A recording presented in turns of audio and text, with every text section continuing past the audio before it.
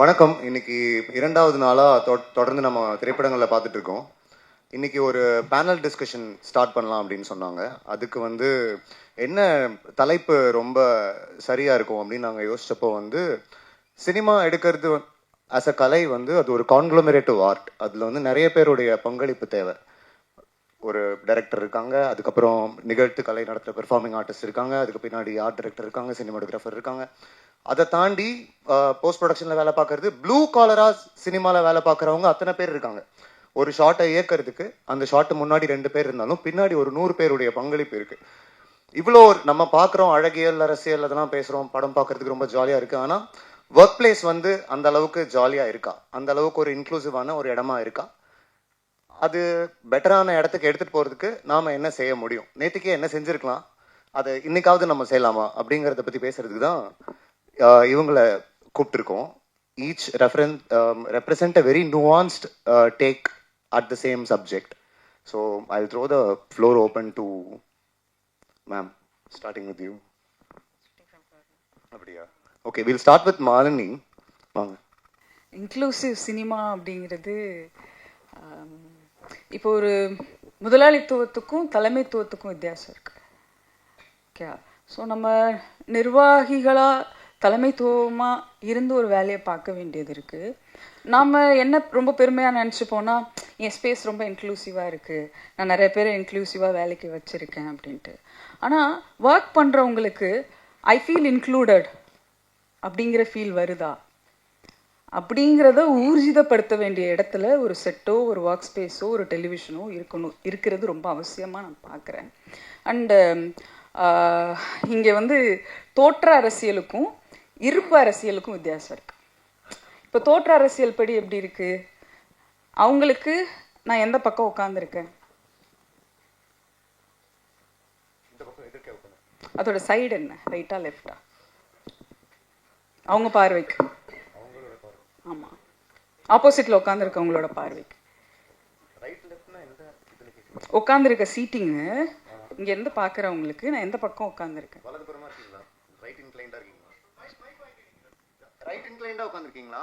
So எனக்கு நான் எந்த பக்கம் உட்காந்துருக்கேன்? ஈக்குலிபிரியம்ல உட்காந்துருக்கீங்க. ஸோ நான் ஒரு இடது சைடு உட்காந்துருக்கேன்.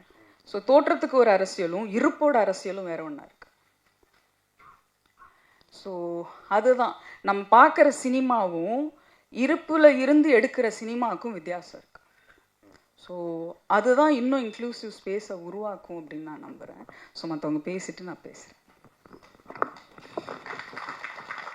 ஜீவா இன்னும் நீங்க வாங்கிக்கோங்க. ஜீவா அவங்க டச்சப் ஆர்டிஸ்ட், மேக்கப் ஆர்டிஸ்டா அவங்களோட பயணத்தை தொடர்ந்தாங்க. இப்போ அவங்க ஆர்டிஸ்டா இருக்காங்க. நான் ரீசெண்டா ஒரு படத்துல ஒரு வெப் சீரிஸ்ல அவங்கள காஸ்ட் பண்ணி ரொம்ப அட்டகாசமா அதுல நடிச்சு கொடுத்துருக்காங்க. இதை பத்தின ஃபர்தர் டீடைல்ஸ் கொடுக்க முடியாது. It's gonna be released. Jeeva, please say hi to the crowd. எல்லாருக்கும் வணக்கம். இங்கே வரை இருக்கிற எல்லாருக்குமே என்னுடைய பரிவான வணக்கத்தை தெரிவிச்சுக்கிறேன். நான் சினிமாவில் எல்லாருக்குமான சினிமாவான்றது முதல்ல எனக்கு அப்படி இல்லை. இதை நான் கொண்டு வர்றதுக்கு கிட்டத்தட்ட 12 வருஷம் ஆயிடுச்சு. நான் அதுலேருந்து வெளியில் நான் நடிக்கணும் அப்படின்றது என்னுடைய ஆசை. இதை நான் சொல்லி எல்லா இடத்துலையும் நான் ப்ரூவ் பண்ணி கேட்டு 12 வருஷத்துக்கு அப்புறமா தான் நான் நடிக்கவே ஆரம்பித்தேன்.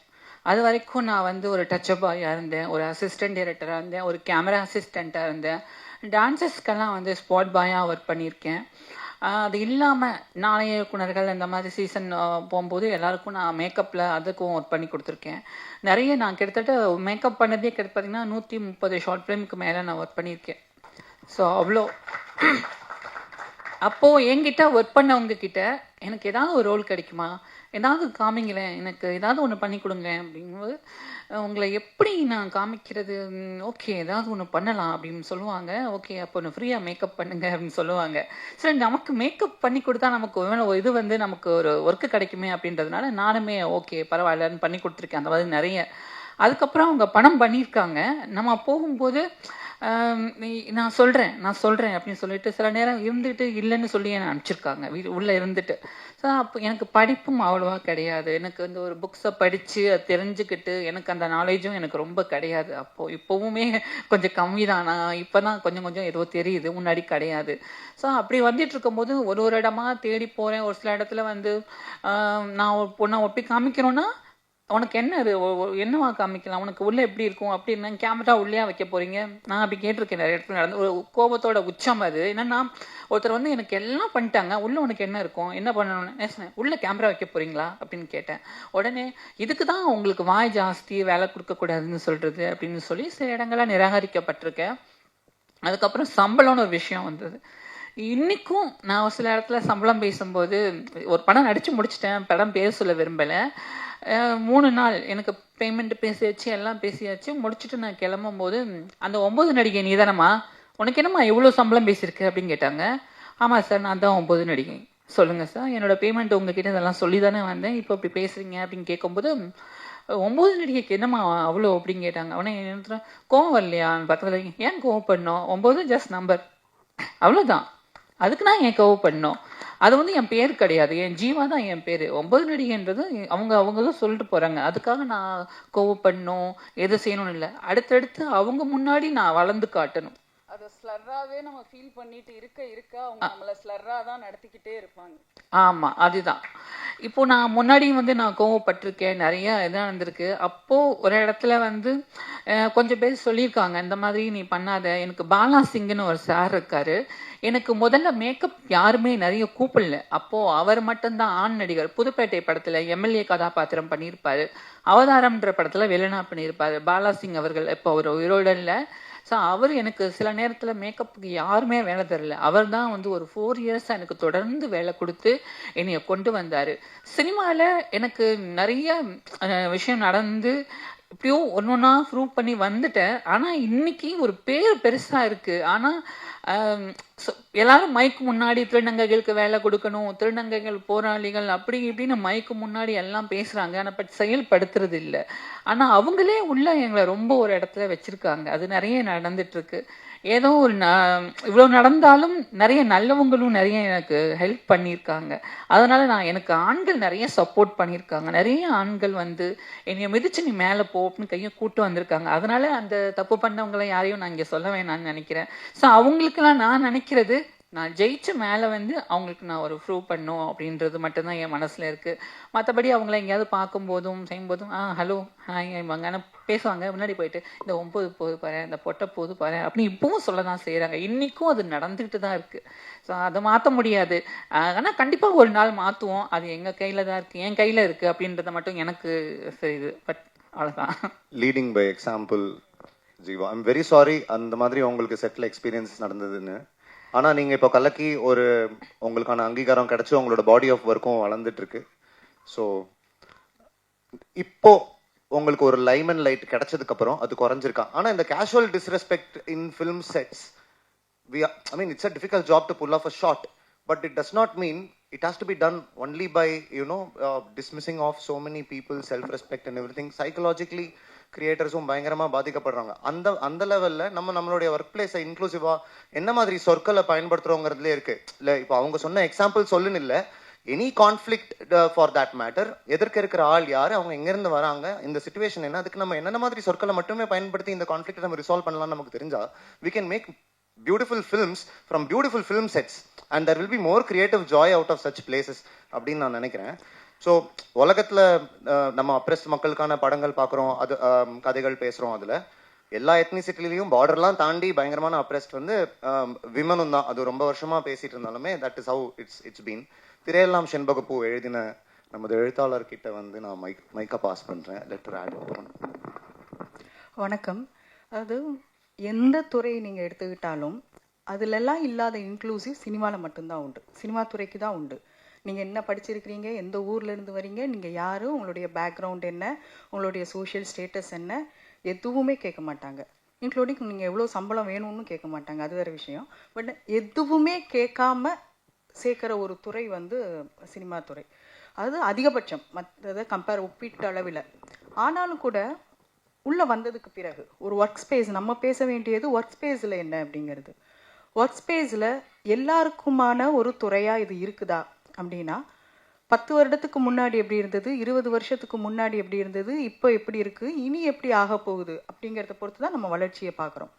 அப்படி பார்க்கும்போது முன்னாடிக்கு இப்போ பெட்டராக இருக்குது. எப்படி சொல்கிறேன் அப்படின்னா, நான் இந்த ஃபீல்டுக்கு முதல்ல வந்தது அசிஸ்டன்ட் டைரக்டராக தான் நான் ஜாயின் பண்ணேன்.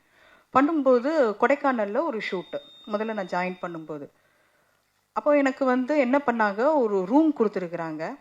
அந்த ரூம் வந்து ஸ்டாஃப் எல்லாருமே யூஸ் பண்ணுற ஒரு ரூம், காமன் பாத்ரூம் தான் அங்கே.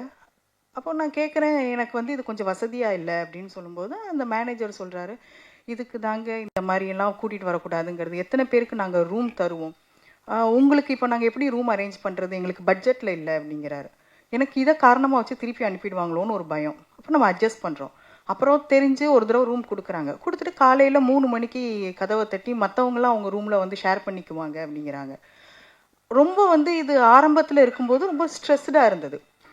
அப்போ போக போக ஒவ்வொரு இடத்துலையா நம்ம வேலை பார்க்கும்போது தான் இது பெண்களுக்கான இடமா இல்லை, குறிப்பாக டெக்னீஷியன்ஸ், பெண் டெக்னீஷியன்ஸ்க்கு வேலை பார்க்கறதுக்கான சூழல் இங்கே இல்லை அப்படின்னு தெரிஞ்சது.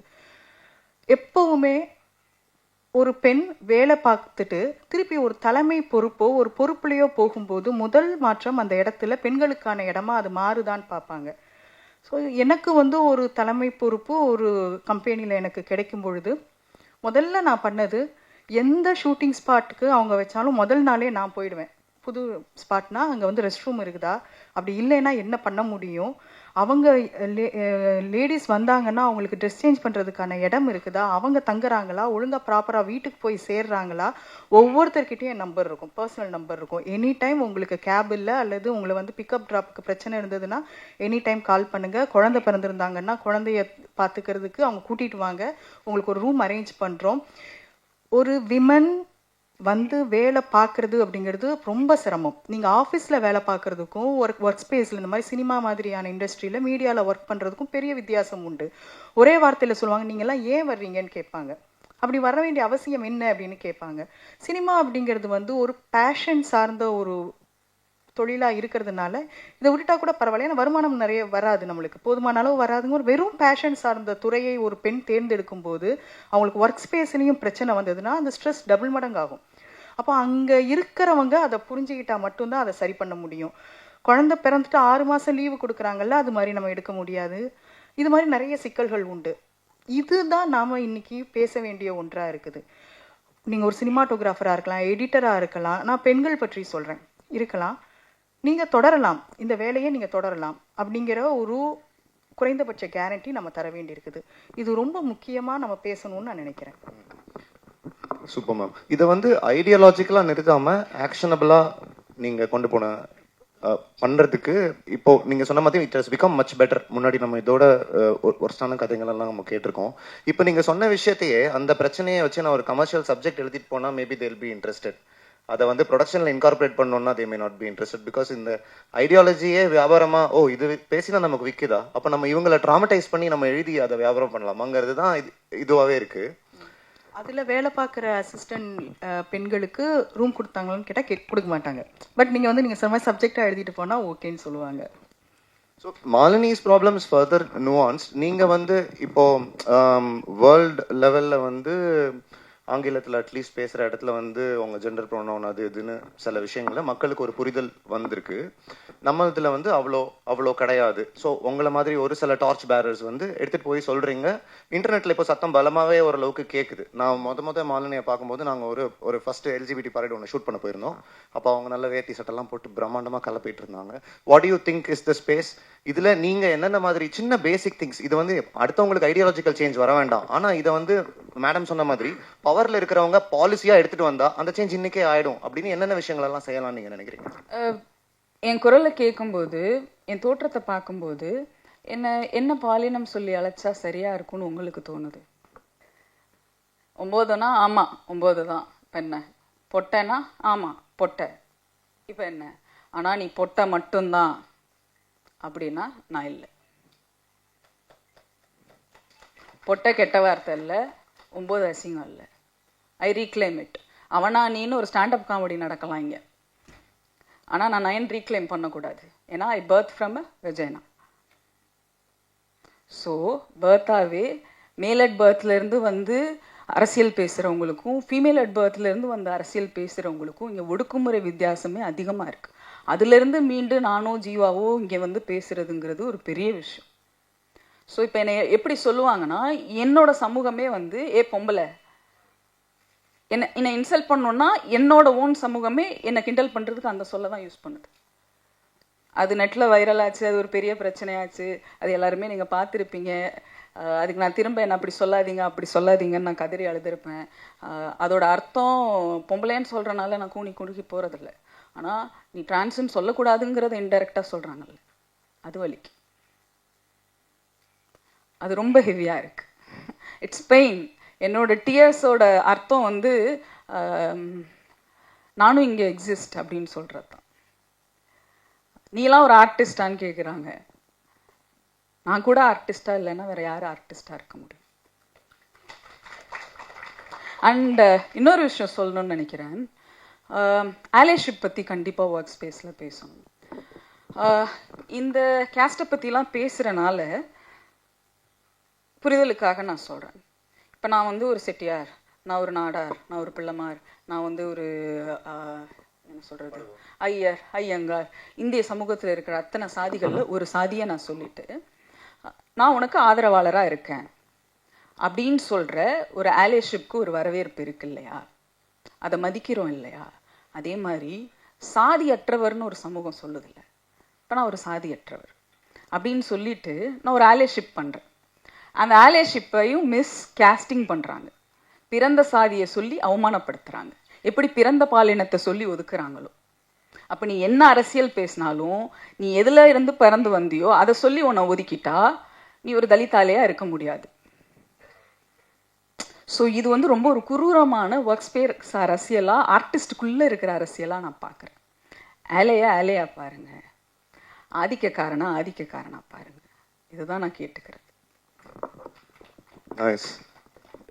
நீங்கள் வந்து உங்களுடைய இதை நீங்கள் வந்து நீங்கள் 2 சைட் ஆஃப் த ஸ்டோரியும் பார்த்துருக்கீங்க. இப்போ நீங்கள் வந்து தமிழ் சினிமாவோட உச்ச நட்சத்திரம் கூட ஸ்க்ரீனில் உங்களுக்கு ஒரு இடமும் கிடச்சிருக்கு. அதுக்கு பின்னாடி வந்து பிஹைண்ட் த ஸ்க்ரீன்ஸ் வந்து நீங்கள் வந்து நார்மல் ப்ளூ காலர் ஒர்க்கராக எல்லாரோடையும் சேர்ந்து செட்டில் போய் வேலை பார்த்துருப்பீங்க. என்ன டிஃப்ரென்ஸ் நினைக்கிறீங்க? அடுத்தவங்களுக்காகவும் நீங்கள் என்ன பேசணும்னு நினைக்கிறீங்கிறத சொல்லலாம் உங்களோட ஜேர்னியில். என்னோட ஜேர்னியில் பார்த்தீங்கன்னா எல்லாரும் எனக்கு முன்னாடி இருந்தது தான் முன்னாடி சொல்லியிருந்தேன். இப்போ ரீசெண்டாக இப்போ வர்ற சினிமாவில் வர இளைஞர்கள் எல்லாருமே வந்து எனக்கு ரொம்ப புரிஞ்சுக்கிறாங்க, ரொம்ப சப்போர்ட் பண்ணுறாங்க. இப்போ இருக்கிற இளைஞர்கள் வந்து உனக்கு என்ன வேணும் நான் கொடுக்குறேன் அப்படின்ற மாதிரி சப்போர்ட் பண்ணுறாங்க. இப்போ சொன்னீங்களா ரூம் பிரச்சனை எனக்கு முன்னாடி வந்தது. நான் மேக்கப்பாக இருக்கும்போது எனக்கு ரூம் கொடுக்கணுன்னா உனக்கெல்லாம் ரூம் தனியாக தர முடியாதுன்னு சொல்லிடுவாங்க. நான் ஹோட்டலோட இந்த ஹாலில் இருக்கிற சோஃபாவில் படுத்துப்பேன். எல்லாரும் எந்திக்கிறதுக்கு முன்னாடி காலையில் 4 மணிக்கு எழுந்திரிச்சு பப்ளிக் பாத்ரூமில் போய் குளிச்சு முடிச்சுட்டு ட்ரெஸ்ஸை மாற்றிட்டு நான் ஹீரோயினோட ரூமில் போய் ஹீரோயினை கூப்பிட்டுட்டு ஸ்பாட்டுக்கு வருவேன். அந்த மாதிரி தான் ஒர்க் பண்ணியிருக்கேன் எல்லா நாளுமே. சில நேரத்தில் எனக்கு பாலியல் தொந்தரவுகள் இருந்தது. பட் இதெல்லாம் போய் சொல்லும்போது இதுக்கு தான் இதை வேலைக்கெல்லாம் கூட்டு வரக்கூடாதுன்றது அப்படின்னு சொல்லி நீ வந்து வேணான்னு சொல்லி அனுப்பிச்சிருக்காங்க நிறைய ஆண் ஆர்டிஸ்ட்ட. சில நேரத்தில் ஆண் நடிகர்களை வந்து என்ன கூட கூட்டு வந்திருக்கீங்க அப்படிலாம் சொன்னாங்க. இதனாலேயே நிறைய ஆண் நடிகர்கள் நீ வேலையை சேர்த்துக்கல நிப்பாடிட்டாங்க. அந்த தருணத்தில் பாலாசிங் சார் மட்டும்தான் எனக்கு வேலை கொடுத்தாரு. எனக்கு ரூம் பாதுகாப்பு இல்லைன்னு சொல்லும்போது அவரோட ரூம்ல எக்ஸ்ட்ரா பெட் வாங்கிட்டு வந்து உள்ள படுத்து தூங்கிக்கோமா ஒன்றும் பிரச்சனை இல்லைன்னு சொல்லுவார், பார்த்துக்கிட்டாரு. அதுவே நான் ஆர்டிஸ்ட் ஆகிட்டு வரும்போது ஒரு ஷூட் வந்து திருப்பூரில் போயிட்டு இருந்தது. எனக்கு அந்த ரூமோட இது முடிஞ்சிருச்சு போல இருக்குது நைட்டு. ஏன்னா எனக்கு ஹோட்டல் ரூம் பாய் வந்து பேக்கெல்லாம் வெளியே வச்சுட்டு நீங்கள் வெளியே உட்காருங்கன்ட்டாங்க. மேனேஜர் வந்தாங்க, ஆனால் எனக்கு ரூம் வெளியே உட்கார சொல்கிறாங்கன்னு. பக்கத்தில் போய் ஷேர் பண்ணிக்கோங்கன்னாங்க. அங்கே போனேன்னா ஒரு 7-8 பேர் இருந்தாங்க. ஆனால் அங்கே எப்படின்னா நான் போய் ஷேர் பண்ண முடியும்? நான் முன்னாடியாவது நான் வந்து ஒரு பாயோட லுக்கில் இருந்தேன், ஏதோ அட்ஜஸ்ட் பண்ணிவிடுவேன்னு வச்சுக்கோங்க. அப்படி அப்போ கூட நான் வந்து ஹாலில் தான் படுத்திருந்தேன். இந்த டைமில் இப்போ எப்படி பண்ண முடியும்? நான் வந்து இப்போ ஆர்டிஸ்ட் ஆகிட்டேன், நான் ஒரு ஃபுல்லாக ஃபீமேலாக மாறியாச்சு. இப்போ கேட்கும்போது அப்படி தான் பண்ணுமா, நாளைக்கு ஒரு நாள் தானம்மா அப்படின்னாங்க. அப்போது நான் என் காசில் ரூம் புக் பண்ணி என் காசில் நான் இருந்துட்டு திரும்ப ஷூட் முடிச்சுட்டு வந்தேன். அதுக்கப்புறம் அவங்க ஒரு சாரி கூட சொல்லலை. இதெல்லாம் அவங்களுக்கு புதுசு இல்லை அப்படின்னாங்க. அதே மாதிரி இப்போது நடந்துட்டு இருக்கிறத பார்த்தோம். இப்போ எனக்கு எல்லாம் ஓகே தான். நடிக்கும் போது எல்லா நடிகர்களுமே வந்து எனக்கு சப்போர்ட் பண்ணுற மாதிரி நல்லா சப்போர்ட் பண்ணுறாங்க. ஆனால் நான் முன்னாடி நடித்த நடிகர், நான் ஒரு அசிஸ்டண்டாக இருக்கும்போது கூட என்னை பார்த்தவங்க எல்லாரும் இப்போது நான் என்னை பார்க்கும்போதும் என்ன கேரக்டர், ஏதாவது ப்ராஸ்டியூஷன் ரோல் ஏதாவது இருக்கா, ரோட்டில் நிற்கிற மாதிரி ஏதாவது சீன் இருக்கா அப்படின்னு கேட்குறாங்க. நான் இல்லை நான் வந்து இந்த ரோல் பண்ணுறேங்க அப்படின்னா, அந்த ரோல் நீ பண்ணுறியா, ஏப்பா அந்த ரோல் இந்த பொண்ணுக்காக கொடுக்குறேன் அப்படின்னு கேட்பாங்க. அப்புறம் எனக்கு க்ளோஸ்அப் போகும்போது அவங்க உட்கார மாட்டாங்க. ஏன்னா எனக்கு க்ளோஸ்அப் போகும்போது உட்கார மாட்டாங்க. நிறைய நடந்திருக்கு. அப்போ இந்த டேரக்டர்லாம் வந்துட்டு ப்ளீஸ் பரவாயில்ல சார், யார் இல்லைனாலும் நான் நடிப்பேன், எனக்கு அது முடியும், நான் அதுக்காக தான் இத்தனை வருஷம் நான் கஷ்டப்பட்டிருக்கேன், என்னால் முடியும், நான் பண்ணுவேன் அப்படின்னு நான் சொல்லுவேன். ஸோ சந்தோஷமாக இருக்குது. ஒர்க்கர்ஸை பொறுத்த வரைக்கும் எனக்கு எல்லாருமே சப்போர்ட் பண்ணியிருக்காங்க. இப்போ இருக்கிற அந்த லைட்மென்ஸ் அண்ணா இருக்காங்க, நிறைய ப்ரொடக்ஷன்ஸ் அண்ணா இருக்காங்க. அவங்கெல்லாம் எனக்கு கொடுக்குற லவ் வந்து வேறு யாருமே எனக்கு ஒரு சில இடத்துலலாம் ஒரு படத்தில் என் ட்ரெஸ்ஸை ரிமூவ் பண்ணுற மாதிரி ஒரு சீன் இருக்குது. பட் ரொம்ப நல்ல கதை, அந்த கதை வந்து எனக்கு ரொம்ப பிடிச்சதுனால நிர்வாணம்ன்றது எனக்கு ஒரு பெரிய கேமரா முன்னாடி வந்து எனக்கு ஐ லவ் கேமரா, இதுக்காக தான் நான் இத்தனை வருஷம் கஷ்டப்பட்டேன், அதனால நான் பண்ணுறேன் அப்படின்னு சொல்லி பண்ணேன். ஆனால் அந்த இடத்துல கேமராமேன் சார் வந்து ஸ்விட்சை ஒரு இதில் ஆன் பண்ணுற மாதிரி லைட் செட் பண்ணிட்டாங்க, எல்லாம் உட்காந்துருந்தாங்க. அப்போ ஒருத்தர் வந்து கேட்டாங்க, ஏன் எல்லாரும் வெளியே போயிட்டாங்க அப்படின்னாங்க. இல்லை அந்த சீன் எடுக்க போகிறோம் அப்படின்னு சொன்னாங்களா. உடனே அதுக்கே எல்லாரும் வெளியே போகிறீங்க, இவங்க 500 ரூபா கொடுத்தா ரோட்லேயே நிர்வாணமாக நிற்பாங்க, அவங்களுக்கு ஒரு பெரிய விஷயம் இல்லை அப்படின்னாங்க. பட் அப்போ நான் கேமரா முன்னாடி இருந்தேன், நான் எதுவுமே பேசல, சிரிச்சிட்டே தான் இருந்தேன். ஏன்னா அந்த கேமரா முன்னாடி நிற்கிறதுக்காக தான் இத்தனை வழியும் நான் சிரிச்சுக்கிட்டே தான் இருந்தேன். ஷார்ட் முடிச்சுட்டு வெளியில் போனோடனே எனக்கு ரொம்ப அழுக வந்துருச்சு, நான் உள்ள உட்காந்துருந்தேன். அப்பவும் நான் அவங்ககிட்ட காமிச்சிக்கல. ஸோ முடிச்சுட்டு வந்தேன். அப்போ கேமராமேன் சார் வந்தார். என்னாச்சுன்னாரு. இல்லை விடுமா, அவெல்லாம் அவன் பண்ண மாட்டான், பட் நீ பண்ணது ரொம்ப எனக்கு பிடிச்சிருந்ததுன்னு சொல்லிட்டு ஒரு 50,000 ரூபாய் எனக்கு அவர் கொடுத்தாரு. இல்லை வேணாம் சார், எனக்கு ப்ரொடியூசர் சம்பளம் கொடுக்குறாங்க, காசு வேண்டாம் அப்படின்னு. இல்லை எனக்கு கிஃப்டாக கொடுக்குறேன் நாங்கள், எனக்கு வேணாம் சார். நான் இது வரைக்கும் சினிமாவில் என்னை சேர்ந்தவங்க எல்லாருக்கும் தெரியும், நான் பப்ளிக்காகவே சொல்லுவேன், யார்கிட்டையுமே ₹1 கூட நான் வாங்கினதே கிடையாது. ஏன்னா நிறைய பேர் சொல்லுவாங்க டான்ஸ்னாலே காசு வாங்குவாங்க செய்வாங்க. இது வரைக்கும் நான் கையெடுத்து கடனும் வாங்கினதில்லை, யார்கிட்டையும் காசும் வாங்கினதில்லை. பட் இந்த சினிமா இப்போ எனக்கு ரொம்ப நிறைய கற்றுக் கொடுத்துருக்கு, நிறைய அண்ணனுங்களை கொடுத்துருக்கு, தம்பிங்களை கொடுத்துருக்கு, சகோதரிகளை கொடுத்துருக்கு. ஆனால் என் சமூகத்துலேருந்து அதிகமாக கொடுக்கல, ஆனால் வெளியில் எல்லாருக்கும் கொடுத்துருக்கு. நான் ரொம்ப கனெக்ட் பண்ணிக்கிறேன். இங்கே ஒட்டுமொத்த மென்களையும் சொல்லலை, ஆனால் பெரும்பான்மையான மென்கள் சினிமாவில் வெர்பலி ரொம்ப அப்யூசிவாக இருக்காங்க. அவங்க இன்னொரு ஜென்டரை என்ன பேசுகிறோம், எப்படி நடத்துகிறோம், எப்படி பார்க்குறோம், அவங்க கண்கள் எப்படி இருக்குது ஆடிஷன் பண்ண வர்றவங்க கிட்ட, இது எல்லாமே வந்து சரி பண்ணிக்க வேண்டிய விஷயம். உங்களை குற்றம் சொல்லி, உங்களை குறை சொல்லி, உங்களை குற்ற உணர்வுக்குள்ளாக்கி ஒரு மாற்றத்தை என்னால் நிகழ்த்த முடியாது. நீங்கள் என்ன நினைப்பீங்க, ஈகோ ஆகிடுவீங்க. உங்களுக்கு ஈகோ ஆயிடுச்சுன்னா சேஞ்சஸ் எங்களுக்கு நடக்காது. அதனால் தோழராக சொல்கிறேன், உங்கள் வார்த்தைகளில் கண்ணியம் வேணும். அந்த கண்ணியம் கூட இருக்கிறவங்கள பாதுகாப்பாக உணர வைக்கணும். அப்படி பாதுகாப்பாக உணர வச்சா எங்களை மாதிரி 1000 பேர் ஹீரோக்களா, சினிமாக்களா, படங்களா, படைப்புகளா, கதாநாயகிகளா, மனிதர்களா இதே இண்டஸ்ட்ரியில் உங்கள் பக்கத்தில் ஷோல்டரில் கை போட்டு உட்காந்துரும். ஏன்னா நீங்கள் பேசுகிற வார்த்தை, எதுக்குடா அந்த வாழ்க்கை வாழ்கிறோம், செத்து போயிடலாமே, எதுக்குடா அந்த சினிமாவுக்கு வந்தோம் அப்படிங்கிற மாதிரி இருக்குது. எனக்கு வந்து நான் WCC women in cinema collective Kerala பேனலில் வந்து நான் இந்த வார்த்தை சொன்னேன். ஒரு சினிமா செட்டில் ஒரு ஹீரோயினுக்கு வந்து பீரியட்ஸ் வந்திருக்கு. ஓகே, இது பர்சனல் ஷேரிங், இது மீடியாவுக்கு நான் கொடுக்கறதுக்கு இல்லை, என்னை நம்பி இந்த ரூமில் இருக்கிறவங்களுக்காக நான் பகிர்ந்துக்கிறேன். அப்போ அந்த பொண்ணு அந்த ஹீரோயினாகவே இருந்தாலும் இந்த ஊரில் பேர் புகழ் மரியாதை எல்லாரும் அவங்களுக்கு கொடுத்தாலும் கேரவானில் அவங்க 2 நாள் வரல அப்படிங்கிற போது அசிஸ்டன்ட் கேமராமேனும் லைட்மேனும் பேசிக்கிற வார்த்தை எப்படி இருக்குது அப்படின்னா, அவளுக்கு 2 நாள் ஒழுகுச்சாண்டா, அதனால அவள் இன்னைக்கு வரல ஷூட்டிங்க்கு. இது அந்த பொண்ணு மேலே கொச்சை இல்லை, கொச்சை உங்கள் மேலே இருக்கு. என்ன பாதுகாப்பு தரீங்க? This is a big sorry to cut you. இது ஒரு பெரிய ப்ராப்ளம் தான், நியூவான்ஸ்டா. அவங்க சொன்ன டாபிக்ல இருந்து நான் கண்டினியூவேஷனுக்கு எடுத்துக்கிறேன். இப்போ வந்து ஒரு இன்டிமேட் சீன் ஒன்று ஷூட் பண்றோம் அப்படின்னா, அப்போ மட்டும் திடீர்னு அவ்வளோ நேரம் ப்ரொஃபஷனலாக இருந்தவங்களாம் ஆடியன்ஸாக மாறிடுவாங்க சுற்றி. அவங்களுக்கு அதை எப்படி பார்க்கறதுன்னு தெரியாது. ஸோ இப்போ ரீசெண்டாக இப்போ now we have started including intimacy coordinators in our shoot and they help us translate it to the actors கிட்ட உங்களுக்கு ஒரு சேஃப் வேர்ட் அவங்களுக்குள்ள ஒன்று சொல்லிக்கிறாங்க.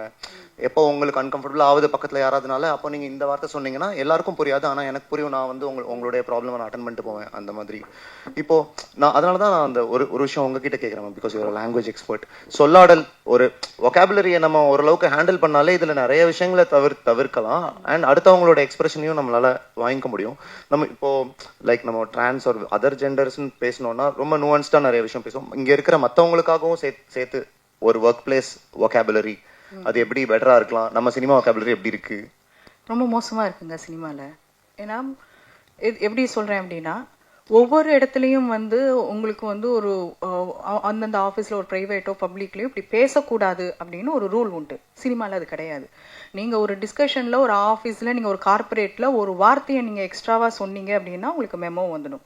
இங்கே பேசுகிற வார்த்தைகள் எல்லாமே அந்த நான் இதே மேடைனா ஆமாம் இதே மேடைனா இதுக்கு முன்னாடி நீலம் ஆர்கனைஸ் பண்ண ஒரு இதில் தான் நான் சொன்னேன். நீங்கள் டிஸ்கஷனுக்கு ஆணும் பெண்ணும் உட்காந்துருந்தாங்க அப்படின்னா சராமாரியாக வந்து கெட்ட வார்த்தைகள் வருது. நல்லா புரிஞ்சுக்கணும், பெண்களுக்கு இங்கே கெட்ட வார்த்தைகள் பேச தெரியாமல் இல்லை. நீங்கள் சொல்லும்போது எங்களுக்கு கூச்சமோ அப்படியோ அது இல்லை, அருவருப்பாக இருக்குது. அதைத்தான் நாங்கள் சொல்கிறோம், அருவருப்பாக இருக்குது.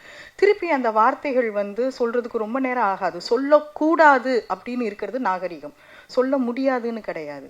அப்போ நீங்கள் அதை சொல்லும்போது அந்த வார்த்தைகள் ரொம்ப வருஷம் வந்துட்டோன்னு வச்சுக்கோங்களேன், நம்ம முகத்துக்கு நேரம் சொல்லிடலாம், நீங்கள் பேசாதீங்க அப்படின்னு சொல்ல முடியும். கெட்ட வார்த்தை மட்டும் இல்லை, நிறைய விஷயங்கள். புதுசாக வர்றவங்கள நான் எப்போவுமே பார்க்குறது, நமக்கு அடுத்து வர்ற இப்போ தான் முடிச்சுட்டு படிச்சுட்டு சினிமாவில் ஒர்க் பண்ணணும்னு நினச்சிட்டு வர்ற பெண் பிள்ளைகளை தான் நான் எப்போவுமே மனசில் வச்சுருப்பேன். அவங்களுக்கு அது என்னவா இருக்கும், என்ன நினச்சிட்டு அவங்க உள்ளே வருவாங்க அப்படிங்கிறது தான் அவங்களுக்கு அது ரொம்ப ஊண்டிங்காக இருக்குது. இதனாலேயே பாதி பேர் வேலையை விட்டுட்டு போன பெண்கள்லாம் இருக்கிறாங்க. இதுக்கெல்லாமா அப்படி இதுக்கே உன்னால் வந்து ஃபேஸ் பண்ண முடியலன்னு எத்தனை இருக்குது ஏன் இருக்குது? அப்படிலாம் ஒன்றும் கிடையாது. நீங்கள் எல்லா இடத்துலையும் ஆணும் பெண்ணும் வேலை செய்ய முடியும். இன்றைக்கி சொல்கிறாங்க ஆர்டின்னு அனுப்பினா வந்து அது குற்றமா, விசாகா கமிட்டிக்கு கீழே வந்து கூப்பிட்டு வந்து விசாரணை பண்ணுவாங்களாம். நீங்கள் வந்து ஒரு மெசேஜ் அனுப்பி 2 பேர் ஒர்க் பண்ணுற இடத்துல ஒர்க் ஸ்பேஸில் நீங்கள் ஒரு மெசேஜ் அனுப்பிச்சு அதுக்கு தெரியாதனமாக அவங்க ஆர்டினை வந்து அவங்க பதிலுக்கு அனுப்பிட்டாங்கன்னா உடனே கூப்பிட்டு விசாரிக்கிற இடத்துல தான் நம்ம இன்றைக்கி இருக்கோம். அந்த மாதிரி மற்ற இடங்களில் இருக்கும்போது இங்கே ஏன் வந்து ஒரு குறைந்தபட்ச நாகரிகத்தை நம்மளால் கொண்டு வர முடியலை அப்படிங்கிறது ஒன்று. இன்னொன்று, இவங்க சொன்ன ஒரு விஷயம் வந்து எனக்கு ஒரு பர்சனலான ஒரு இதை ஞாபகப்படுத்தினது. அந்த சொன்னீங்கல்ல அந்த பீரியட்ஸ், நான் வந்த புதுசில் இது முன்னாடி எனக்கு சொல்கிறதுக்கான தைரியமோ ஸ்பேஸோ இல்லை. ஆனால் இப்போ சொல்ல முடியும் என்னால். நான் வந்து முதல்ல அசிஸ்டண்ட்டாக ஜாயின் பண்ணுறேன். அப்போ வந்து எனக்கு வந்து பீரியட்ஸ் வருது. நான் யார்கிட்ட போய் நாப்கின் வாங்கிட்டு வர சொல்கிறதுன்னு எனக்கு தெரில, ஏன்னா விட்டுட்டு போக முடியாது. அதுக்கு மீறி நான் வந்து என்ன பண்ணுறேன், நான் சொல்லிட்டு போகிறேன் ஒரு 10 மினிட்ஸில் வந்துடுறேன் அப்படின்னு. என் கூட ஒர்க் பண்ணவர் அசோசியேட்டு சரி அப்படின்னு அனுப்பி வச்சுட்டாரு. நான் வர்றேன், அந்த பேப்பரை சுற்றி நம்மளுக்கு கொடுப்பாங்க. நான் படு ரகசியமாக வேறு அதை நான் சும்மா எடுத்துகிட்டு வந்திருந்தாவது யாருக்கு தோணி இருக்காது போல இருக்குது. நான் வேறு ரொம்ப ரகசியமாக எடுத்துகிட்டு வந்து அதை நான் என்னுடைய பேக்கில் வச்சுட்டு ஒர்க் பண்ணிட்டு போகிறேன். அவர் அதை எடுத்து பார்த்துட்டு இதை தான் போய் வாங்கிட்டு வந்தீங்களா அப்படிங்கிறாரு. அவமானமாக இருந்தது. இது என்ன வேணாலும் பண்ணலாம் அப்படிங்கிற ஒரு இடம் இருக்குல்ல. ஏன்னா அவர் என்னன்னா, நீங்கள் உங்கள் பேக்கில் வந்து நான் இதை தேடினேன், என் பேக்கில் அவர் கை வைக்கிறதுக்கான அவசியமே கிடையாது. இந்த க்யூரியாசிட்டி இருக்குல்ல, இவங்க ஏன் 10 நிமிஷத்துக்கு வெளில போனாங்க, அது என்னவா வேணாலும் இருந்துட்டு போகலாம். இது எத்தனை வருஷம் எனக்கு இது ஒரு பெரிய ட்ராமா மாதிரியே இருந்தது. இது கேட்கும்போது சாதாரணமாக இருக்கும், இதுக்காகவா அப்படின்னு. ஆனால் அந்த ஒர்க் பண்ணி அந்த இடத்துலேருந்து நான் வந்ததுக்கு அப்புறம் வரைக்கும் எனக்கு அது ஒரு பெரிய ஒரு ட்ராமா தான், ஒரு பயமாக இருந்தது. ஸோ இது ஒன்று. அப்புறம் இன்னொன்று சொல்லணும்னு நினைக்கிறது என்னென்னா, எப்போவுமே வந்து ஃபார்வர்டாக இன்னுக்கப்புறம் என்ன நடக்க போகுது அப்படிங்கிறத பார்க்கணும் இல்லையா. இன்னைக்கு உலகம் முழுவதுமே ஒரு விஷயத்தை அவங்க ஃபாலோ பண்ண ஆரம்பிச்சிட்டாங்க. எப்போவுமே சில விஷயங்களுக்கு முன்னோடியாக ஹாலிவுட் இருக்கும். இப்போ அவங்க இப்போ என்ன பண்ணுறாங்க அப்படின்னா, ஒரு அக்ரிமெண்ட் போடுறாங்க. அதை பற்றியுமே அந்த வானம் கலை விழா தான் முதல் தடவை நான் பேசினேன் 2 years பேக். இப்போ அது வந்து நடைமுறைக்கு வந்திருக்குது. அவங்க என்ன பண்ணுறாங்க, ஒரு அக்ரிமெண்ட் போடுறாங்க. அந்த அக்ரிமெண்ட் ஆஃப் இன்க்ளூசிவ்னஸ்னே பேர்.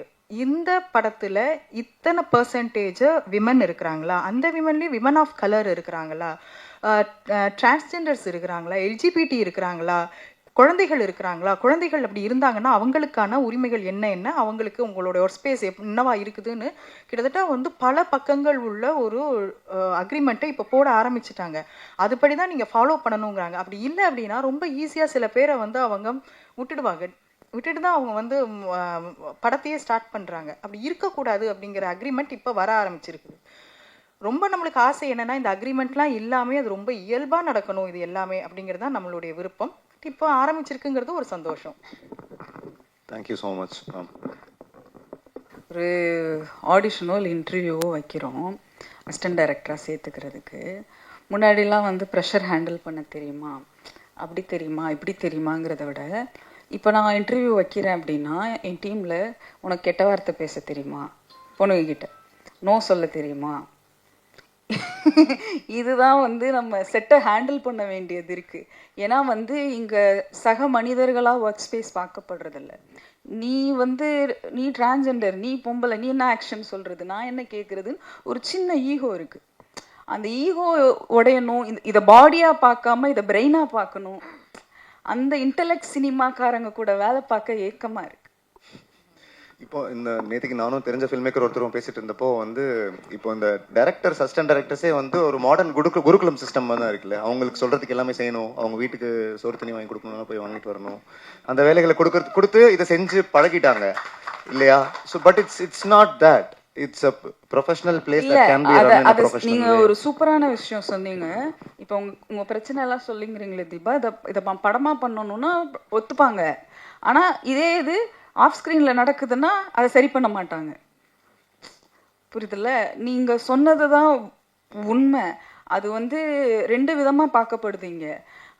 பெண்கள் மேலேயோ திருநர்கள் மேலேயோ ஒன்று வெறுப்பு இருக்குது, இல்லை பரிதாபம் இருக்குது. இன்டலெக்ட் எம்பத்தி இல்லை. அந்த இன்டலெக்ட் எம்பத்தியாக எனக்கு ஒரு சில ஃபிலிம் மேக்கர்ஸ், காம்ரேட்ஸ், ஃப்ரெண்ட்ஸ் இருக்காங்க இப்போ இருக்கிற ஜென்ரேஷனில். அது எனக்கு ரொம்ப சந்தோஷமாக இருக்குது. நான் ஒரு 10 வருஷத்துக்கு முன்னாடி நான் நினச்சேன் இந்த சினிமா இப்படி தான் இருக்கும் போல் அப்படின்ட்டு. ஆனால் இப்போ அப்படி இல்லை.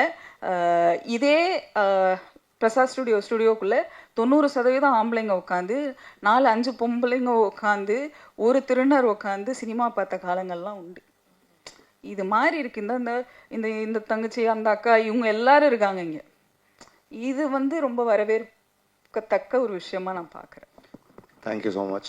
நம்ம வந்து ஒரு ரொம்ப பெரிய ப்ராடான டாபிக் வித் வெரி நுவான்ஸ்ட் ஃபேசட்ஸை சும்மா இந்த ஃப்ளோரில் ஓப்பன் தான் பண்ணியிருக்கோம். எல்லாருக்குமே இன்னும் கொட்டுறதுக்கு நிறைய விஷயங்கள் இருக்கும், உங்களுக்கும் யோசிக்கிறதுக்கு இருக்கும். But we have another film to watch. Thank you so much for joining us. Thank you so much. Yeah, நான் வந்து சொன்னதெல்லாம் வந்து இதுக்கு முன்னாடி நடந்தது தான். ஆனால் அதை பற்றி தான் அந்த தலைப்பிலே இருக்குது, அதை பற்றி பேசியிருக்கோம். ஆனால் இப்போது எங்களுக்கு கொஞ்சம் எல்லாம் மாறிட்டு வருது. கண்டிப்பாக இதை மாற்றுவோம்.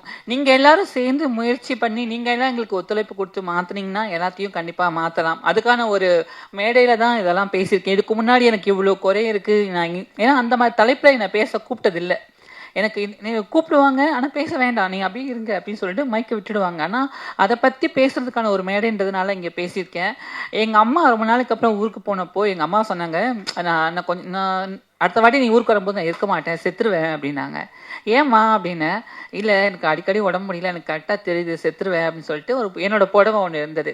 எங்கள் அம்மா என்னை புடவையே கட்டக்கூடாதுன்னு சொன்னாங்க. ஒரு புடவை இருந்தது, அதை கொடுத்து எடுத்து அவங்களே கட்டிக்கிட்டு இதை ஒரு ஃபோட்டோ எடுத்துக்கோ, நான் செத்துட்டா இந்த ஃபோட்டோவை வச்சு நீ மாட்டிடு அப்படின்னாங்க. நீ சந்தோஷமா இருக்கியாம்மா? என்னால் உனக்கு ஏதாவது மன வருத்தம் இருக்கா? நான் இப்படி ஆயிட்டேனேன்னு வருத்தப்பட்டிருக்கியா அப்படிங்க அம்மாட்ட கேட்கும்போது, சேச்சே, நான் ரொம்ப பெருமையோட சாவேண்டி, நான் ஒரு துளி கண்ணீர் கூட வராதடி, நீயும் அழக்கூடாது அப்படின்னு சொன்னாங்க. ஏன்னா சினிமாவில் எந்த சினிமா வந்து என்னைய வந்து இந்த ஊர் வேணான்னுச்சோ, ஃப்ரெண்ட்ஸ் வேணான்னாங்க, இந்த உலகம் வேணாங்க, சொசைட்டி என்னைய வந்து ஒரு டைமில் பாத்ரூமை யூரின் பேப்பரில் கட்டிட்டு என் மேலே அடிச்சது. ஆனால் இன்னைக்கு அந்த சமுதாயம் எங்கள் அம்மா அந்த வாயிலேருந்து ஒரு வார்த்தை சொல்கிறாங்க. அதுக்கு காரணம் இந்த சினிமா தான். என்னோட அம்மா, 2வது அம்மா இந்த சினிமா தான். I love cinema. சினிமாவால் எது வேணாலும் மாற்ற முடியும். கண்டிப்பாக இப்போ இந்த எல்லாருக்கும் மாறதான் சினிமான்னு சொல்லி பேசிகிட்டு இருக்கோம். கண்டிப்பாக இதை மாற்றும், இந்த சினிமா கண்டிப்பாக மாற்றும். ஒர்க் பண்ணுற இளைஞர்கள், இப்போ இருக்கிற நீங்கள் நினச்சா எல்லாமே மாறும். ஸோ எல்லாருக்கும் ரொம்ப நன்றி. ஏதாவது தவறாக பேசியிருந்தா மன்னிச்சுக்கோங்க. நன்றி. Thank you so much. Thanks a lot. Cinema indeed is going to a better workplace scenario. Next film. Panellist எல்லாருக்கும் ரொம்ப நன்றி. சினிமாவை ரொம்ப கொண்டாட்டமாகவே பார்த்துட்டோம், ரொம்ப வியந்தே பார்த்துட்டோம் சினிமாவை. அந்த சினிமாவில் இந்த மாதிரியான பிரச்சனைகள் இருக்குது அப்படிங்கிறது பேசுகிறது ரொம்ப முக்கியமான விஷயம்னு நினைக்கிறேன். தேங்க்யூ எல்லாருக்கும். ரொம்ப ரொம்ப டிஃப்ரெண்ட்டான பெர்ஸ்பெக்டிவ் இருந்துச்சு. அண்ட் விருந்தினர்களுக்கு நினைவு பரிசு வழங்க இயக்குனர் லெனின் பாரதி அவர்களை மேடைக்கு அழைக்கிறேன்.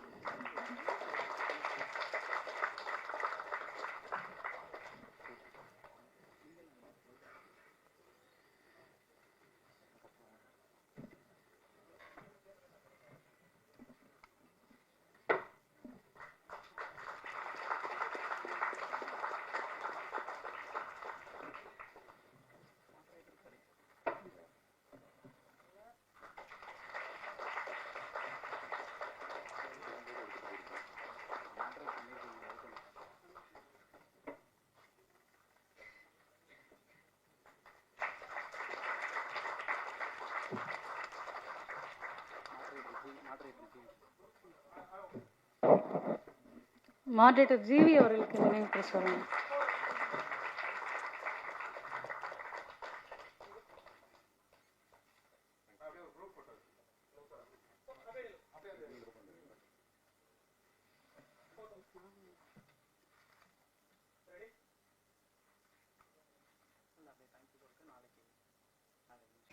ஜெய்பீம். தலித் வரலாற்று மாதம். தலித் கலை இலக்கியத்தை மையப்படுத்தி கலை இலக்கிய செயல்பாடுகளில் செறிவான வரலாற்றை கொண்டவர்கள் தலித்கள். தலித்துகளுக்கு நீண்ட நெடிய வரலாறும் பண்பாடும் இருக்கிறதை ஞாபகப்படுத்தவும் அதை நிகழ்த்தி காட்ட வேண்டும் என்பதுதான் தலித் வரலாற்று மாதம். வானம் கலை திருவிழா. நிகழ்த்துக்கலை, சினிமா, இசை, ஓவியம், இலக்கியம் ஆகிய கலை வடிவங்களில் பொதிந்திருக்கும் தலித் அழகியலை காட்சிப்படுத்துவதும், முன்னோடிகளை அங்கீகரிப்பதும், புதியவர்களை அடையாளம் காண்பதும் உள்ளிட்டவற்றை செயல்படுத்துவதே வானம் கலை திருவிழா. பி.கே. ரோசி. மலையாள திரைப்படங்களில் பிரதான கதாபாத்திரத்தில் நடித்த முதல் பெண் என்கின்ற சிறப்பை பெற்றவர் ரோசி. சிறு வயதிலேயே நடிப்பிலும் இசையிலும் அவருக்கு ஆர்வம் அதிகம் இருந்தது. உறவினர் ஒருவரின் உதவியால் நாடகத்தில் நடிக்கும் வாய்ப்பு கிடைத்தது. நடிப்பு, இசை போன்ற துறைகளில் பெண்களுக்கு ஏற்ற துறைகளாக கருதப்படாத காலகட்டம் அது. அந்த கற்பிதங்கள் எல்லாம் உடைத்து ஜே.சி. டேனியலின் திரைப்படத்தில் கதாநாயகியாக நடிக்கும் வாய்ப்பை பெற்றார் ரோசி.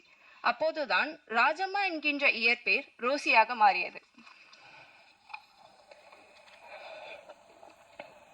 1928 ஆண்டு விகித குமாரன் திரைப்படம் வெளியானது.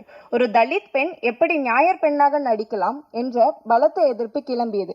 பல எதிர்ப்புக்கு பிறகு அவர் தமிழ்நாட்டில் ராஜம்மாவாக குடிபெயர்ந்தார். மலையாள சினிமாவில் முதல் நடிகை, இந்திய சினிமாவில் முதல் தலித் நடிகை பி.கே. ரோசி. அவரின் பெருமையை பறைசாற்ற நினைவு கூறவும் பி.கே. ரோசி திரைப்பட விழா தொடங்கப்பட்டது. பி.கே. ரோசி திரைப்பட விழா மக்களின் வாழ்வியல் நுணுக்கங்களையும் சமூக அரசியல் கருத்துக்களையும் நாடு மொழிகள் கடந்து உலக அளவில் தாக்கத்தை ஏற்படுத்திய படங்கள் தொகுப்பை பி.கே. ரோசி திரைப்பட விழாவில் அளிப்பதில் பெருமிதம் கொள்கிறோம். மேற்கு ஆப்பிரிக்க புரட்சி இயக்குனர் ஓஸ்மான் செம்பே, ஐரோப்பிய திரைமேதை ஸ்டீவ் மெக்வீன், இந்திய திரைமேதை ஷாம் பெங்கல் போன்றவர்களின் படங்களை தொடங்கி சமகால திரைப்படங்கள் வரை எல்.வி. பிரசாத் லேபிலும் மற்றும் ஆவணப்படங்கள் மற்றும் குறுப்படங்கள் ஆகியவை கோத்தே இன்ஸ்டிடியூட்டிலும் ஏப்ரல் 6 வரை நடைபெற இருக்கிறது. அனைவரும் கலந்து கொள்ளுங்கள். பி.கே. ரோசி திரைப்பட விழாவில் திரையிட நாங்கள் தேர்ந்தெடுக்கும் திரைப்படங்கள் அழகியல் பேசுபவை, அதோடு அரசியலும் பேசுபவை. திரைத்துறையில் 100க்கும் மேற்பட்ட படங்களில் பட தொகுப்பாளராகவும் இயக்குனராகவும் பல மொழிகளில் பணியாற்றி வரும் மூத்த கலைஞர் பி. லெலின் அவர்களை பேச அன்புடன் அழைக்கிறோம்.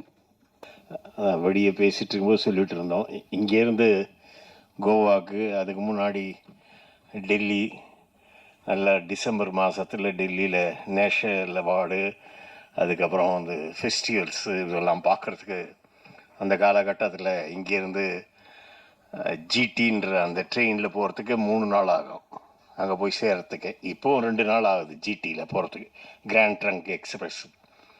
அதனால் அங்கே போய் பார்க்கும்பொழுது அதுக்கு டிக்கெட்டு அது வாங்கிறதுக்குள்ளார ரொம்ப பாடாயிடும் அங்கே. இருந்தாலும் அப்படி போய் பார்த்துட்டு இருந்தது. அதுக்கப்புறம் கோவா போனோன்னே கோவாவில் வந்து ரொம்ப சைட் சீயிங்லாம் பார்க்குறாங்களே தவிர படம் பார்க்குறதுன்றது அவ்வளோ பெருசாக இல்லை. அப்புறம் கேரளாவில் ஃபிலிம் ஃபெஸ்டிவல் நடக்குது, இங்கே ஐசிஎஃப்ஆர்எம் பண்ணுறாங்க. இப்போ இந்த மாதிரி அதில் ஐசிஎஃப்ஆர்எம் கூட எல்லாமே காசு கொடுத்து தான் நடக்குது. இப்போ இங்கே இது மாதிரியே ஃப்ரீயாக காட்டுறாங்க அப்படின்னும்போது ரொம்ப நல்லா இல்லை நம்ம மக்கள் வந்து பார்க்குறாங்கன்றது தான் ரொம்ப முக்கியமாக இருக்குது. அதனால வாழ்த்துக்கள். பேட்டை மற்றும் கோசலையின் நூலின் எழுத்தாளர் மற்றும் சார்பட்டா பரம்பரை தங்கலான் சொர்க்கவாசல் படத்தின் திரைக்கதை ஆசிரியர் தமிழ் பிரபா அண்ணன் அவர்களை பேச அன்புடன் அழைக்கிறோம். திடீர்னு அம்பையரை கூட்டின்னு வந்து ஆட்டத்தில் சேர்த்து உட்கார வச்ச மாதிரி ஆயிடுச்சு. இந்த ஃபெஸ்டிவல் நாங்கள் 4வது வருஷம் நடத்துகிறோம். இதை பற்றி யோசிக்கும் போதெல்லாம் எனக்கு ஒரு கேள்வி ரொம்ப யோசிச்சுட்டே இருக்கும். இன்றைக்கி வந்து நம்ம எல்லா படங்களும் டவுன்லோட் பண்ணி பார்த்துட முடியும். ஃபெஸ்டிவல் ஆரம்பிக்கப்பட்ட காலகட்டத்தில் அப்படிப்பட்ட ஒரு சூழல் இல்லை. இப்போ இன்றைக்கி இவ்வளோ நம்மளுடைய ஃபிங்கர் டிப்பில் தம்ப்நெயிலில் படங்கள் நமக்கு பார்க்க கிடைக்கக்கூடிய சூழலில் ஒரு ஃபெஸ்டிவலினுடைய பெருமானம் என்ன அப்படின்னு யோசிக்கும் பொழுது எனக்கு அப்போ தான் வந்து கூட்டு உணர்வுன்னு தமிழில் ஒரு வார்த்தை இருக்குது. அது ஆங்கிலத்தில் கலெக்டிவ் கான்ஷியஸ் அப்படின்ற மாதிரி சொல்லுவாங்க. ஒரு ஒரு ஒரு படைப்பை ஒரு பெரும் கூட்டம் உட்கார்ந்து பார்க்கும்பொழுது ஏற்படுகிற உணர்வுகள், அது ஏற்படுத்துகிற அதிர்வுகள் வந்து ரொம்ப காலாதீதமானது. இந்த படத்தை நீங்கள் தனியாக பார்க்குறதுக்கும் கூட்டமாக உட்காந்து பார்க்குறதுக்கும் நிறைய வித்தியாசம் இருக்குல்ல. இன்னைக்கு இருக்க சினிமாங்கிற கலை இன்னும் பல விஷயங்கள் வந்து அது ஊடறுத்தா கூட இன்னைக்கு அது ரொம்ப தனித்துவமாக இருக்கிற காரணம் வந்து இந்த கலெக்டிவ் கான்ஷியஸ் தான் சினிமாங்கிற ஃபார்ம் ரொம்ப மீனிங்ஃபுல்லாக இருக்கு. அதுவும் குறிப்பாக இந்த மாதிரியான ஃபெஸ்டிவலில் வெளியிடுற திரைப்படங்களுடைய வெயிட்டேஜ் எங்கே ஏறுது அப்படின்னா, இப்போ நம்ம பார்க்கக்கூடிய கமர்ஷியல் திரைப்படங்களில் வந்து நம்ம எடுத்துக்கிறதுக்கு எவ்வளோ இருக்கும் அப்படின்னு பார்த்தீங்கன்னா ரொம்ப குறைவானது தான். ஏன்னா ஒரு ஆர்ட் இன்டர்பிரேட் பண்ண தான் அதனுடைய டீப்னஸும் அதனோட லேயரும் இருக்கும். இப்போ இந்த மாதிரியான ஃபெஸ்டிவல்ஸில் வெளியிடுற திரைப்படங்களில் பெரும்பாலும் அந்த படங்கள் வந்து தீர்வுகளை முன்வைக்காது, கேள்விகளை தான் முன்வைக்கும்.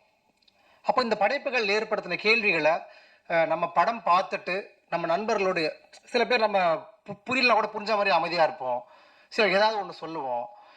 அந்த இறுக்கம் வந்து இந்த மாதிரி படம் பார்த்துட்டு வெளியில் போக தளர்ந்து ஒரு புதிய பார்வைகளை வந்து இந்த மாதிரியான ஃபெஸ்டிவலில் பார்க்குற படங்களில் வந்து கிடைக்கும். அதுவும் குறிப்பாக ஃபெஸ்டிவல்ஸ் வந்து மேலும் மேலும் டெமோக்ராட்டிக் பண்ணப்படுற பேரில் அல்லது பெரும் கூட்டம் பெரும் லாபி வர சூழல் வரும்போது ஃபெஸ்டிவல் வந்து பொல்யூட் ஆக நிறைய வாய்ப்பு இருக்குது.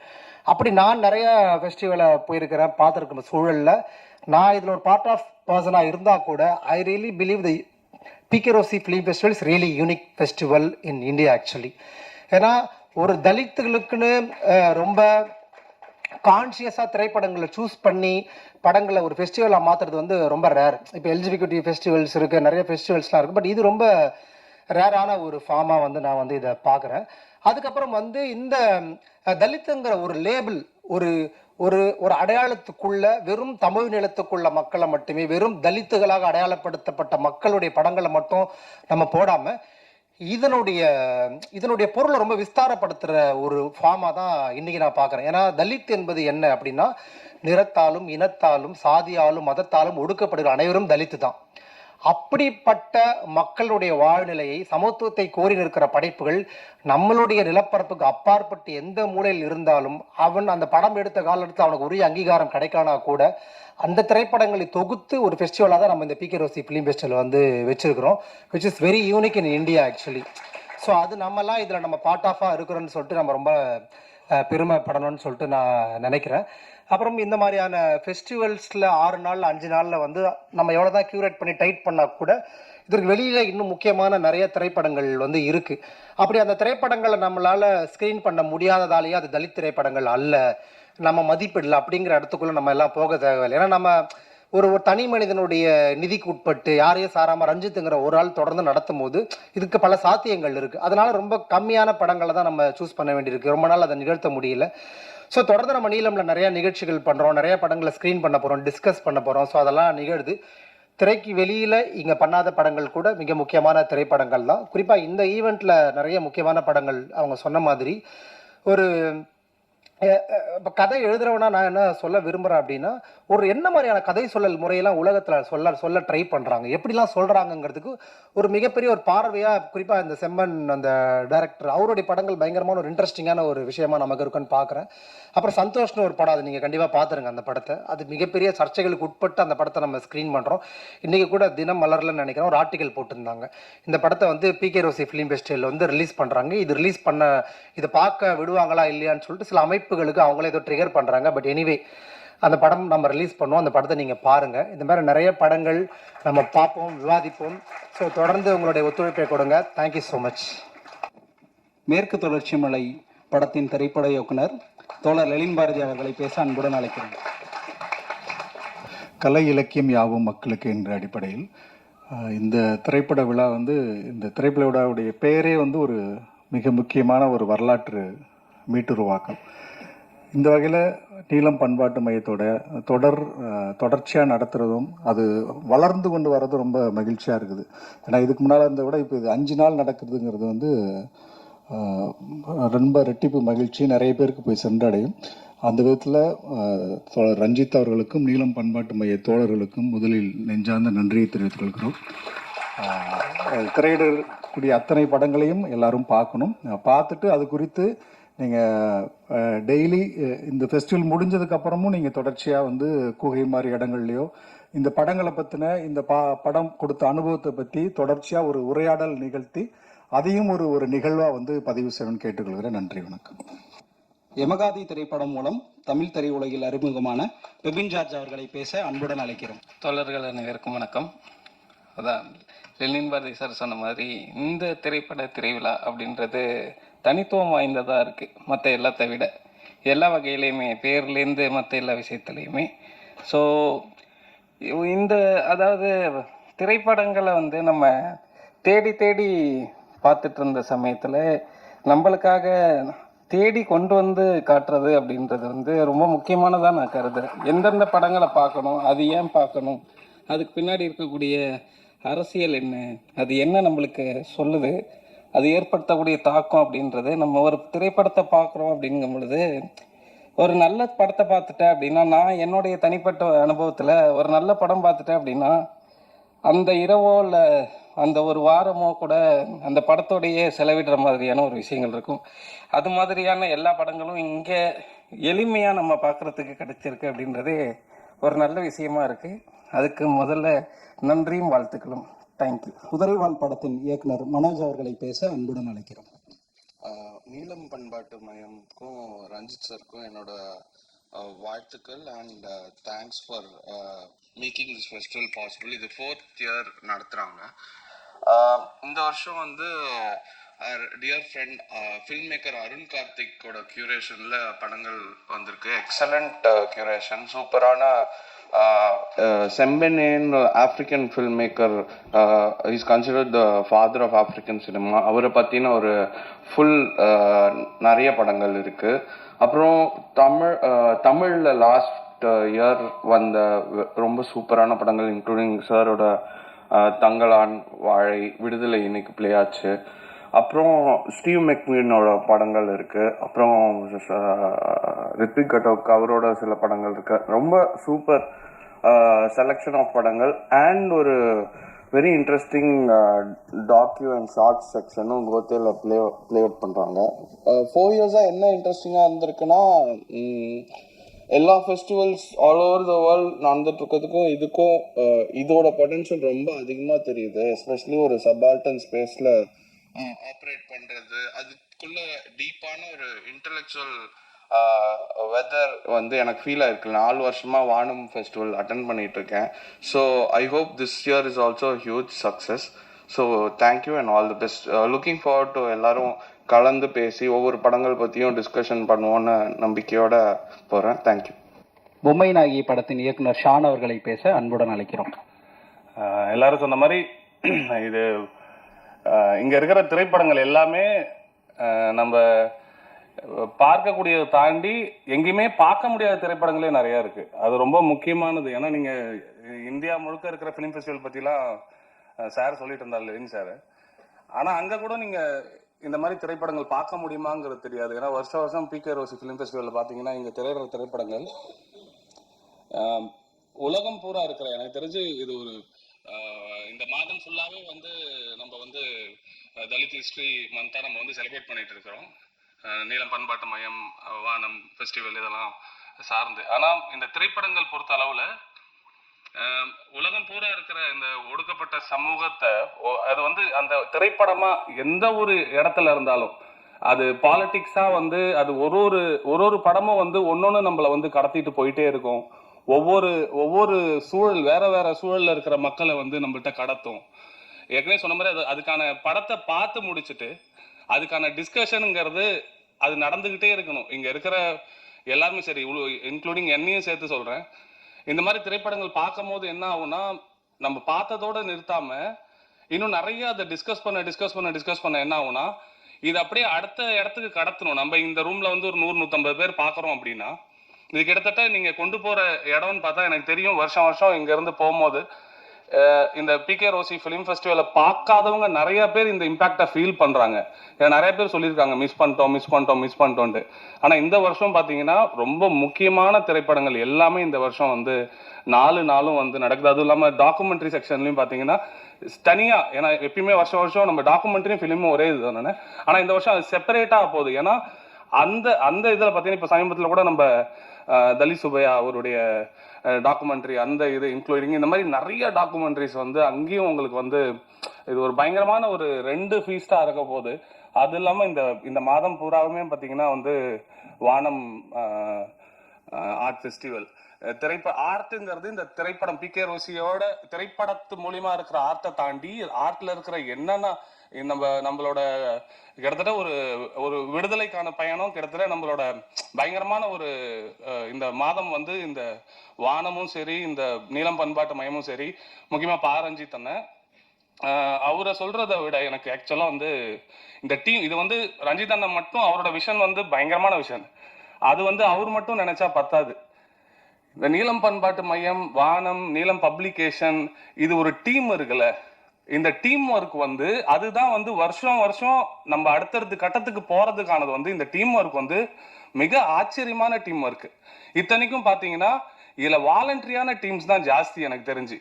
அவங்களோட நேரத்தையும் அவங்களுடைய ஆக்கப்பூர்வமான அந்த இதையும் தான் செலவு பண்றாங்களே தவிர இங்க யாருமே வந்து அந்த டீம்னு பாத்தீங்கன்னா நீலம் வானம் இது சார்ந்த அணியெல்லாம் பாத்தீங்கன்னா நீங்க அவ்வளோ வந்து ஒரு வாலண்டரியான டீம் ஒர்க். உண்மையாவே வந்து ரஞ்சித் அண்ணா வந்து எவ்வளவு வந்து அதுக்கான விஷனரியா அவர் வந்து கொண்டு போகணும்னு நினைக்கிறாரோ அதுக்கான அந்த டீம் வந்து செய்யற வேலை வந்து அது வந்து மிகப்பெரிய வேலை.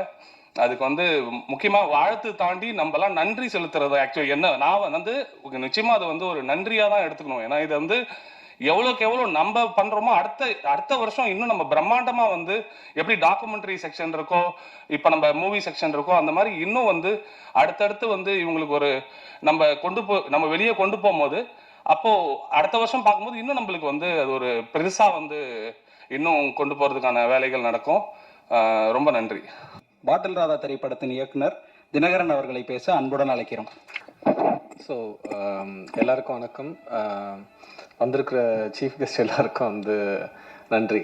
ஆக்சுவலாக ரஞ்சித் வந்து அவரோட ப்ராஜெக்டுக்கான ஷூட்டில் போயிட்டாரு. இப்போ ஷான் அட்ரஸ் பண்ண மாதிரி வந்து இவ்வளோ ஃபைனாக ஒரு ஆர்கனைஸ்டாக ஒரு ஈவெண்ட் நடக்கிறது அப்படிங்கிறது அவரோட ஆப்சன்ஸை வந்து மற்றவங்க ரொம்ப சரியாக புரிஞ்சுக்கிட்டு அந்த ரெஸ்பான்சிபிலிட்டியை ஃபுல்ஃபில் பண்ணுற தொடர்ச்சி.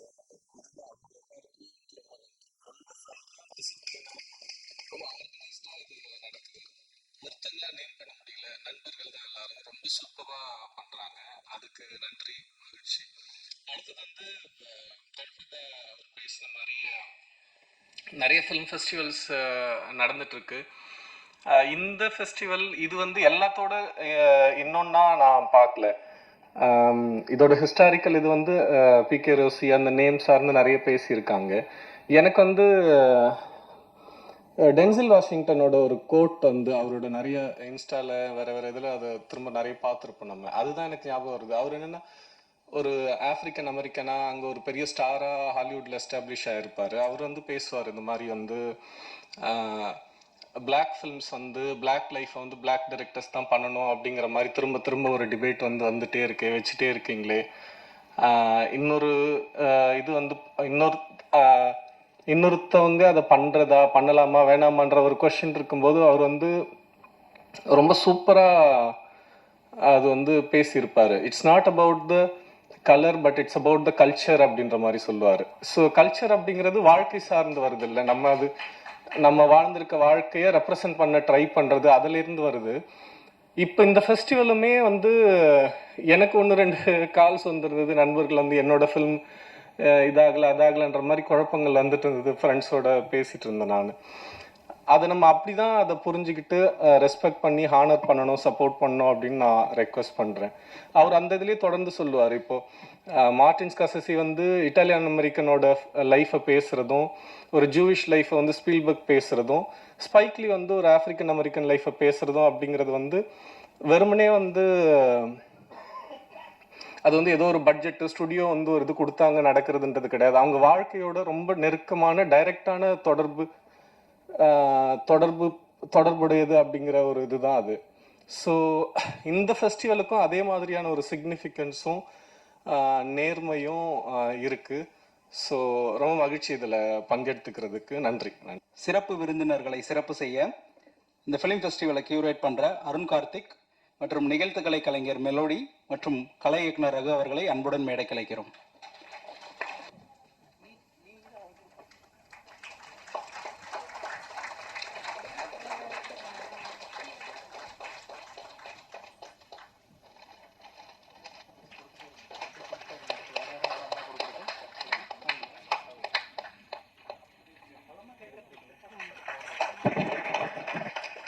பார்வையாளர்கள் கைதட்டுமாறு மிக தாழ்மையுடன் கேட்டுக்கொள்கிறேன்.